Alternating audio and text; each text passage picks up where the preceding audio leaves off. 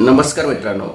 काँग्रेस महाराष्ट्राचे अध्यक्ष हर्षवर्धन सपकाळ यांनी केलेलं शिवरायांच्याबद्दलचं विधान, म्हणजे शिवराय आणि छत्रपती शिवाजी महाराज आणि टिपू सुलतान याच्याबद्दलचं विधान, या विधानाचा आम्ही निषेध करतो, तुम्ही निषेध करा.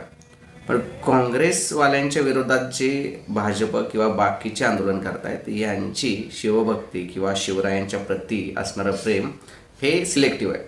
कारण की भाजपाच्या लोकांनी ज्या वेळेला महाराजांच्या बद्दल काही ना काही अपशब्द वापरले असतील किंवा असं वक्तव्य केलेलं असेल की जे छत्रपती शिवाजी महाराजांच्या समर्थकांना, भक्तांना, त्यांना आदर्श मानणाऱ्या सर्व लोकांना न पटणार असेल, त्यावेळी हे भाजपाचे कार्यकर्ते, नेते पुढे येऊन आंदोलनं करत नाहीत किंवा त्याबद्दल साधा निषेधही व्यक्त करत नाहीत. पण ज्यावेळी काँग्रेसमधलं कोणीतरी सापडलं अशा पद्धतीचं वक्तव्य करताना, त्यावेळेला ते तुटून पडतात.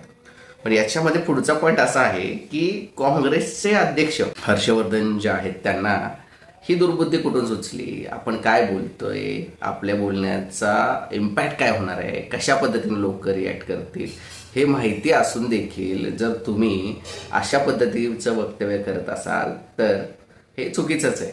मग आता काँग्रेस समर्थक येतील आणि ते म्हणतील की अरे नाही, त्यांनी अशा पद्धतीनं बोललेलं नाही आहे, त्यांनी शिवरायांच्याबद्दल काही अपशब्द वापर नाही. पण अरे, छत्रपती शिवाजी महाराज आणि टिपू सुलतान यांचं नाव एका फ्रेममध्ये घ्यायची गरजच नव्हती. आणि ज्यावेळेला तुम्हाला माहिती आहे की अशा पद्धतीच्या सगळ्या गोष्टी होणार आहेत, त्यावेळेला म्हणजे असू शकतं ना, आता ते राजकारणात आहेत, त्यांना माहिती पाहिजे की आपल्या वक्तव्याचा इम्पॅक्ट किती होऊ शकतो भाजपवरती किंवा विरोधी पक्षातील कार्यकर्ते, नेते त्याचा समाचार कसे घेतील.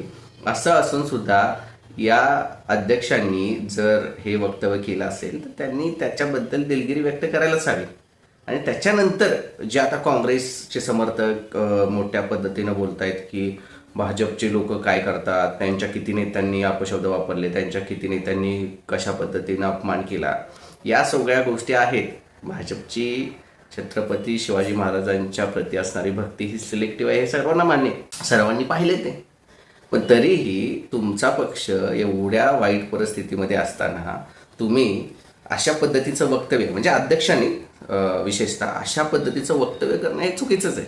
म्हणजे आपण मोठ्या पदावर आहे, आपल्या पक्षाची पुनर्बांधणी करतोय, काही प्रमाणात लोकांचा पाठिंबा भेटतोय आपल्याला, अशा वेळी जर तुम्ही छत्रपती शिवाजी महाराजांच्याबद्दल बोलताना तुम्ही कंपॅरिझन त्या महाराजांचं दुसऱ्या अशा व्यक्तीबरोबर करतोय की ज्याच्याबद्दल चांगली आणि वाईट दोन्ही मत आहेत, तर या गोष्टीची काळजी घेणं हे काँग्रेसच्या पदाधिकाऱ्यांचं काम होतं. पण त्यांनी ते केलं नाही. तर त्याच्याबद्दल दिलगिरी व्यक्त करून हा विषय त्यांनी संपवला पाहिजे. पण तरीही ते पुन्हा बोलत आहेत की मी माझ्या वक्तव्यावर ठाम आहे. हर्षवर्धन सपकाळ बोलले, तुम्ही पाहिलं तर मीडिया बाईटमध्ये तुम्हाला दिसेल. तर हे कुठंतरी चुकीचं आहे आणि त्यांनी यापासून पुढे जायला हवं.